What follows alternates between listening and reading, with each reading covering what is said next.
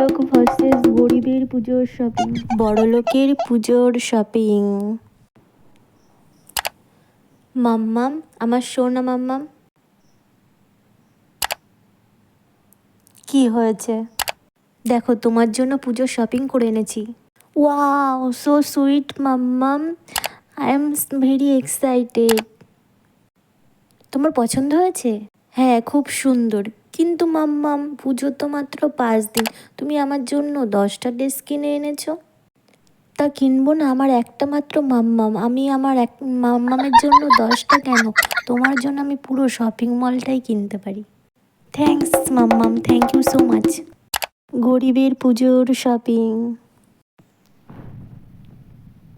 মা, ও মা, কি বলছিস বল, আমার অনেক কাজ আছে, তাড়াতাড়ি বল কি বলছিস।